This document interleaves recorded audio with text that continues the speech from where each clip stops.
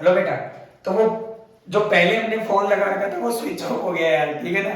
तो दूसरा फोन मांग के लाया हूँ, फिर भी आप सब्सक्राइब नहीं करवाते क्योंकि बीच में रह जाएगा। तो आपके दो पार्ट में ये वीडियो आएगी, ठीक है ना। अब देखो, फॉर nth फ्रिंज की बात कर रहा था, तो n डेल एक्स किसके बराबर हो जाएगा? अगर आपका कंस्ट्रक्टिव इंटरफेरेंस है तो डेल एक्स एन लैम्डा के बराबर होगा। तो एन लैम्डा यहां रख दिया, एक्स एन डी अपॉन में स्मॉल डी। तो एक्स एन की वैल्यू कितनी आ गई? N lambda D upon small d. जब भी आपका ऐसा होगा तो कंस्ट्रक्टिव इंटरफेरेंस होता है। और जो ये डी है, डी, इसीलिए स्क्रीन और स्लिट के बीच की दूरी ज्यादा रखी जाती है इंटरफेरेंस के फिनोमिना में, ताकि आपको, और स्मॉल डी होता है वो हमेशा कम रखा जाता है। अगर आपका डिस्ट्रक्टिव इंटरफेरेंस होगा फॉर nth फ्रिंज के लिए, तुम्हारे लिए क्या क्या करना पड़ता है यार। सेम टाइम अभी फोन मांग के लाया हूं भाग के, ठीक है। पर तुम सब्सक्राइब ही नहीं करवाते। 2n+1 lambda by 2 equals to del x 2n+1 lambda by 2 equals to x D upon capital D. तो यहां से एक्स एन लिख दो इसको। तो x n equals to 2n+1 lambda D upon 2d। Okay, तो ये आपकी ब्राइट फ्रिंज की कंडीशन है और ये आपकी डार्क फ्रिंज की कंडीशन है। याद रखना, n lambda D upon small d किसकी कंडीशन है? ब्राइट फ्रिंज की। और x equal to 2n+1 lambda D upon 2d ये किसकी कंडीशन है? डार्क फ्रिंज की। और दो कंटिन्यू ब्राइट फ्रिंज या दो कंटिन्यू डार्क फ्रिंज के जो बीच की डिस्टेंस होती है उसको अपन बोलते हैं फ्रिंज विड्थ। क्या बोलते हैं? Fringe width. दो कंटिन्यू ब्राइट फ्रिंज और दो कंटिन्यू डार्क फ्रिंज के जो बीच की डिस्टेंस होती है उसको अपन बोलते हैं फ्रिंज विड्थ। तो beta equals to S X N plus one minus X N. तो beta equals to N plus one lambda D upon small D minus N lambda D upon small D. और जब आप इसको solve कर लोगे तो आपका आएगा lambda D upon small D. याद रखना है बेटा ये आपको। ओके, तो ये आपकी होती है फ्रिंज विड्थ। कभी कभी आपसे डेफिनेशन भी पूछ लेता है, समझ आया कि नहीं आ रहा है? हाँ ना बोल, कोई डाउट, कोई दिक्कत? तो ये आपकी हो गई फ्रिंज विड्थ। अब मैंने आपको इसके यहीं से मैं आपको फ्रॉनहोफर डिफ्रैक्शन जो आप पढ़ोगे वो यहीं से ही ध्यान रखना है, ठीक है। आपको डायग्राम आपकी बुक में बना हुआ है, उसके अंदर दो लेंस काम में लिए हैं। पहला लेंस कैसे बनेगा ये आपको मैं बता दूं। डिफ्रैक्शन क्या होता है? जब भी कोई लाइट रे किसी भी ऑब्स्टेकल से जाके टकराती है और अगर ऑब्स्टेकल की डायमेंशन लाइट रे के वेवलेंथ की ऑर्डर की होती है, मतलब जो आपका अवरोधक की जो ज्यामिति है वो प्रकाश की तरंग घेरे की कोटि की होती है, तभी आपका डिफ्रैक्शन होता है। ये नेसेसरी कंडीशन है डिफ्रैक्शन की, कि आपकी जो ऑब्स्टेकल की जो डायमेंशन है वो किसके बराबर होनी चाहिए? लाइट के वेवलेंथ की ऑर्डर की होनी चाहिए, इसी तभी डिफ्रैक्शन होता है। और जो फ्रॉनहोफर डिफ्रैक्शन है उसमें आपका ऐसे जाएगा। ओके, अब यहाँ पे अपन एक लेंस रखते हैं, ये लेंस इसको पैरेलल करेगा। यहाँ पे आप ऑब्स्टेकल रखोगे, ये ऑब्स्टेकल से लाइट जाएगी। फिर यहाँ पे आप एक लेंस रखोगे और ये लेंस इसको कहाँ करेगा? यहाँ पे आपको मिला देगा। तो ये किसका डायग्राम है? फ्रॉनहोफर डिफ्रैक्शन का। फ्रॉनहोफर डिफ्रैक्शन और आपका या YDSE young double slit experiment दोनों एक दूसरे के अपोजिट होते हैं। फ्रॉनहोफर डिफ्रैक्शन के अंदर और YDSE के अंदर मैं आपको ध्यान से बता देता हूं। ये आपका है YDSE, Fraunhofer diffraction for single slit, बहुत इंपॉर्टेंट है, डायग्राम मैंने आपको बताया, ठीक है। फ्रॉनहोफर डिफ्रैक्शन YDSE, इसके लिए ब्राइट के लिए आपकी जो कंडीशन आती है वो आती है del x equal to n lambda, और डार्क के लिए जो कंडीशन आती है वो आती है del x equal to 2n+1 lambda D upon 2d। क्या मैं ये सही कह रहा हूं? ठीक है। इसीलिए अब ये जो लिखना है वो आपको डेल एक्स की जगह लिखना है a sin theta n equals to n lambda. Okay, और यहां पे आपको लिखना है a sin theta n equals to 2n+1 lambda D upon 2। ये आपको ध्यान में रखना है।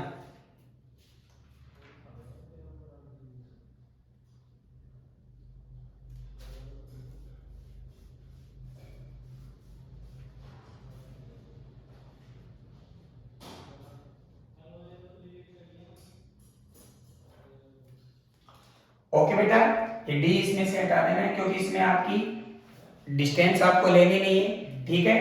तो ये जो इसकी जो ब्राइट की कंडीशन है वो तो इसकी हो जाती है डार्क की, और जो इसके डार्क की कंडीशन है वो इसकी किसकी हो जाती है, ब्राइट की। कोई प्रॉब्लम? तो डार्क के लिए आपकी ये कंडीशन होती है और ब्राइट के लिए आपकी ये कंडीशन होती है। किसमें? फ्रॉनहोफर डिफ्रैक्शन में। डिफ्रैक्शन मैंने आपको बता दिया, फ्रॉनहोफर का आपको मैंने डायग्राम बता दिया।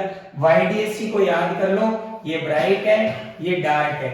डी इसमें आएगा नहीं, स्मॉल डी इसमें आएगा नहीं, ठीक है। इसके अंदर n लैम्डा और 2n+1 लैम्डा बाई 2, बस डेल x की जगह a sin theta n, a sin theta n। I hope आपको समझ में आ गया होगा। ओके, अब हम इसके आगे बात करते हैं। हमारे पास दो प्रकार की लाइट्स होती है, एक तो पोलराइज्ड लाइट और एक होती है अनपोलराइज्ड लाइट। अनपोलराइज्ड लाइट ऐसी लाइट्स होती है जिसके अंदर आपका इलेक्ट्रिक फील्ड और मैग्नेटिक फील्ड दोनों के कंपोनेंट प्रेजेंट होते हैं।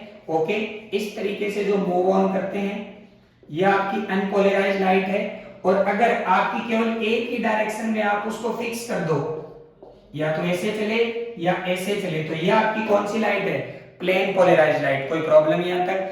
ठीक है। अब अनपोलराइज्ड लाइट को आपको प्लेन पोलराइज्ड लाइट में कन्वर्ट करना है, तो इसके लिए हमारे पास अलग अलग मेथड है, उनकी अपन बात करते हैं। अनपोलराइज्ड लाइट को किसमें आपको कन्वर्ट करना है, पोलराइज्ड लाइट में। तो इसके लिए सबसे पहले आपका जो है वो है रिफ्लेक्शन बाय रिफ्लेक्शन। तो रिफ्लेक्शन में क्या होता है, जब भी आपके पास कोई भी अनपोलराइज्ड लाइट आती है, किसी भी ऑब्स्टेकल से टकराती है और यह आपका दूसरे मीडियम में जाएगी, यह आपकी कौन सी लाइट है, अनपोलराइज्ड लाइट, ठीक है। तो अगर ये जो आपकी लाइट रे है ये बूस्टर एंगल पे इंसिडेंट होती है, कौन से एंगल पे, बूस्टर एंगल पे इंसिडेंट होती है, ठीक है, तो आपकी जो रिफ्लेक्टेड रे है वो कंप्लीटली पोलराइज्ड हो जाती है, और जो आपकी रिफ्लेक्टेड रे है वो पार्शियली पोलराइज्ड हो जाती है। समझ में आ गया?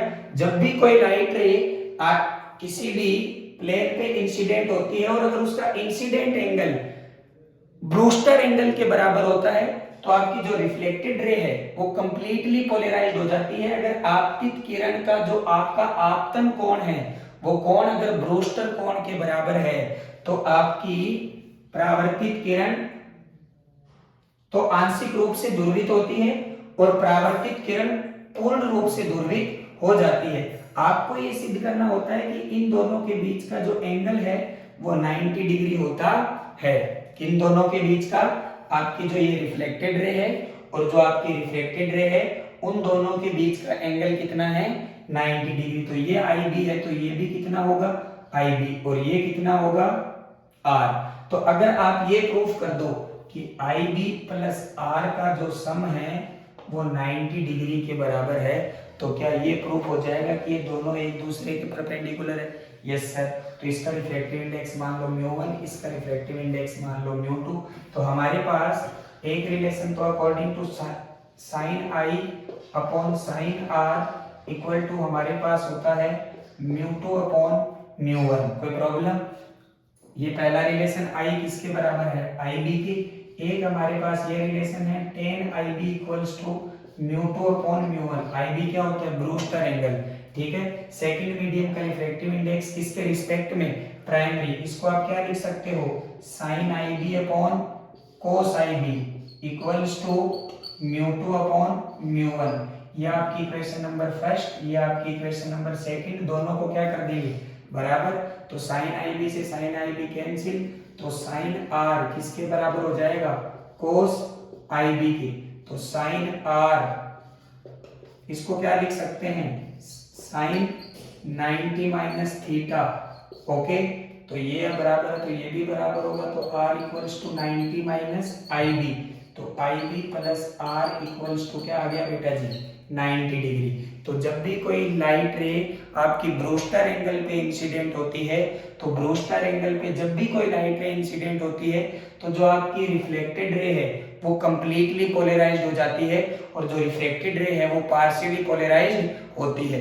और रिफ्लेक्टेड रे और रिफ्रैक्टेड रे के बीच का जो एंगल होता है वो 90 डिग्री के बराबर होता है, और म्यू किसके बराबर होता है, tan IB के, और म्यू को बोलते हैं refractive index of second medium with respect to first medium. Okay बेटा, तो ये आपको ध्यान रखना है। दूसरी बात, इसके बाद में एक आपकी है पोलेरॉइड। क्या है, पोलेरॉइड। तो पोलेरॉइड के अंदर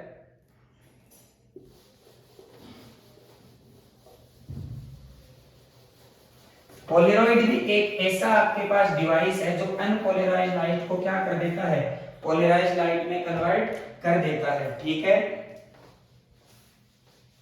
इसके अंदर पोलेरॉइड में